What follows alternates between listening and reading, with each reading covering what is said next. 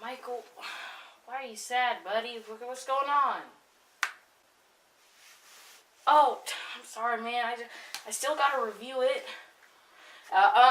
You're still dead until Halloween 4. Happy, happy Halloween, Halloween, Halloween. Happy, happy Halloween, Silver Shamrock. Happy, happy Halloween, Halloween, Halloween. Happy, happy Halloween, Silver Shamrock. What's up, guys? Dylan Mini Reviews back here with another video. Today my hair is a mess. Sorry about that. I was wearing a hat all day. I should go and get a hat, but I'm already down here recording, so what's the point? And Asher's not here for this one. But anyways, we're reviewing Halloween 3, Season of the Witch. So what do I think of Halloween 3? Well, everyone hates it. Well, not everyone. Well, actually, this is divided among fans. Okay, you know, it's either people really love it or people really hate it. Because on one hand, it doesn't have Michael Myers in it, but on the other hand, it's actually pretty fun to watch and it's something that I enjoy. Like, I hated this movie for the longest time, and then I became a movie critic, and I like it. So the story behind this is that after Halloween 2 was originally never going to be a thing. Like, John Carpenter just wanted to make it an anthology series. But then they made Halloween 2, and then Michael Myers is dead now. So he just realized, like, okay, I'm going to move on to the anthology scene. This is a thing. So they created Halloween 3, Season of the Witch. And I fucking love this movie, okay? It has some awesome shit about it. Like, okay, so let me talk about the story a little bit.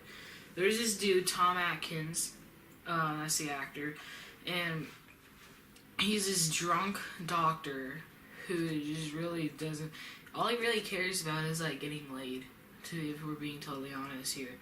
And then, so this dude just comes in and he's clenching onto this silver shamrock mask, and he'd be like, they're all gonna kill us, and Tom Atkins is like, oh, okay. So basically, and then he goes away, and then this chick shows up, who is the daughter of that dude who died. She's like, we gotta investigate Silver Shamrock. And Silver Shamrock is this mask company who produces these 3 masks. And there's a skull mask, a pumpkin mask, and a witch mask. And then Tom Atkins, he sees this young hot girl, and he's like, I want some pussy, so sure.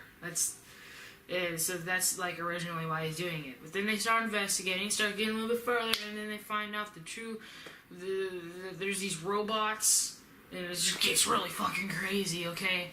Like, it's just crazy. It is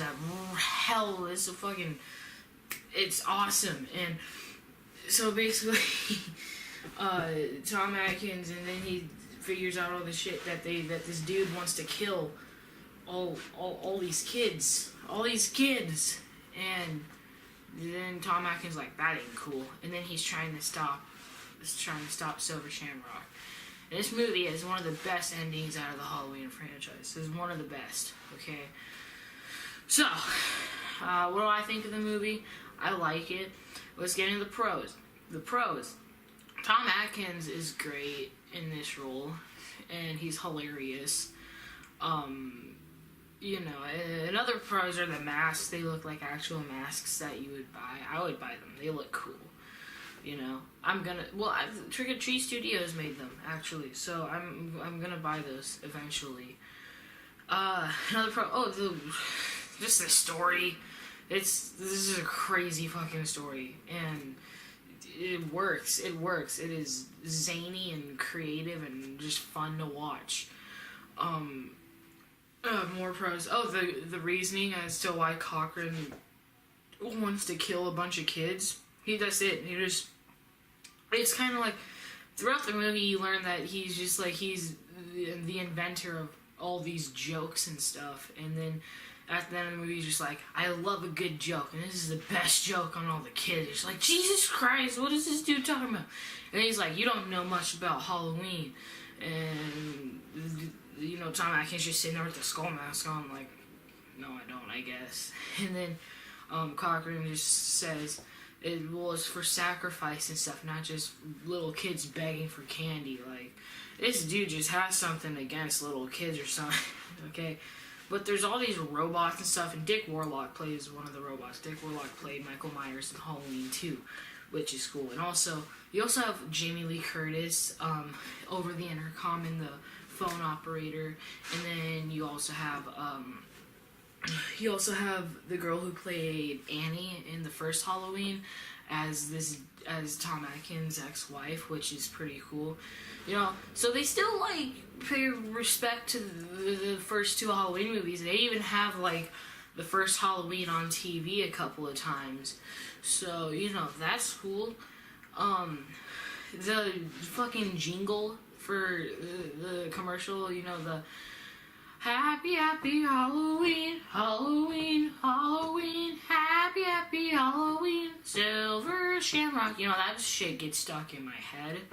And it's like, it's effectively used throughout the movie. I mean, like, my mom, every time, like, a birthday or something's coming up, she'll just go, 8 more days till my birthday, It's just, you know, it's a jingle that we hold in my household, you know.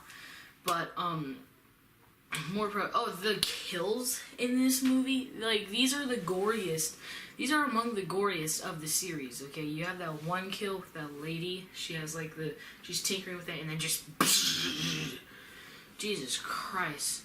The effects on this movie are great, and then you have that kid, okay? Most horror movies do not go near killing kids, okay? Because killing kids is just, like, you just don't get that very much.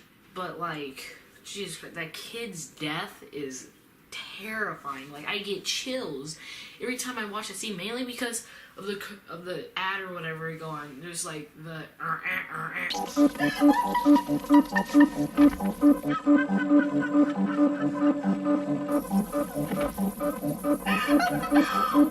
you know, it's in the background as that entire family dies. Like, Jesus Christ.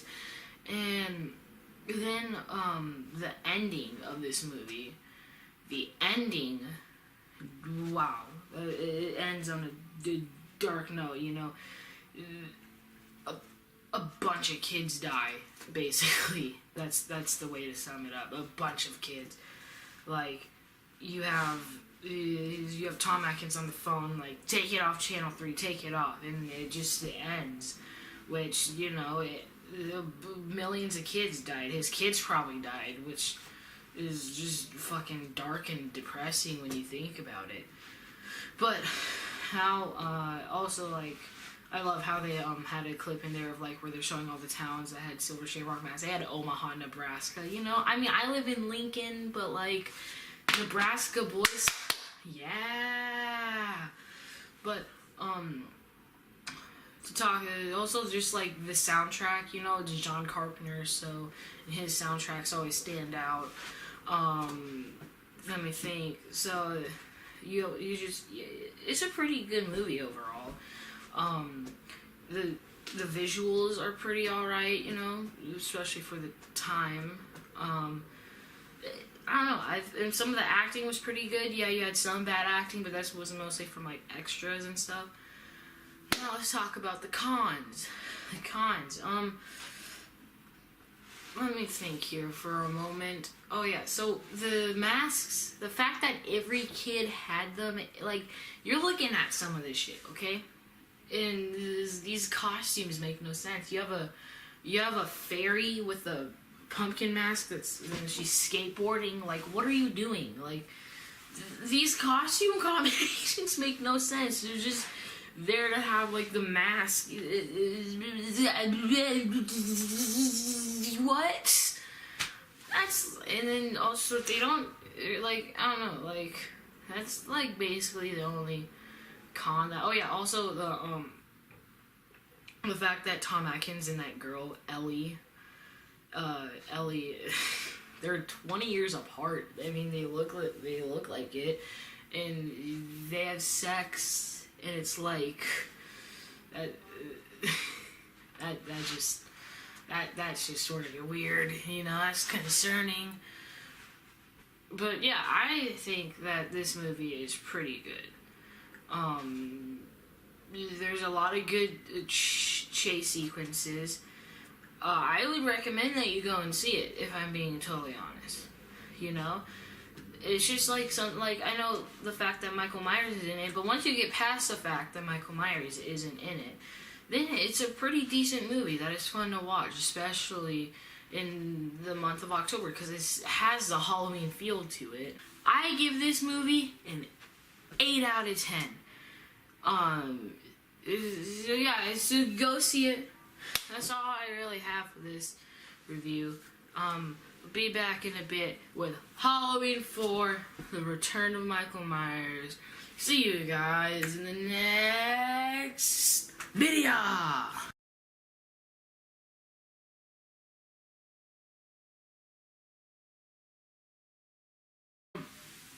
But, you know, so today I went to Barnes & Noble and I bought the original Frankenstein movies. Frankenstein, Bride of Frankenstein, Son of Frankenstein, Ghost of Frankenstein, Frankenstein meets the Wolfman, House of Frankenstein, House of Dracula, and then Abbott and Costello meet Frankenstein. Because I haven't seen any of these, and I was like, I should. No, I won't. I also bought Pet Sematary, the book, since the new movie's coming out. But I'm also in the middle of reading it, I'm like 400 pages in. So yeah, and then I'm gonna read The Shining. So before I can do any of that, I have to finish this stuff up. Okay.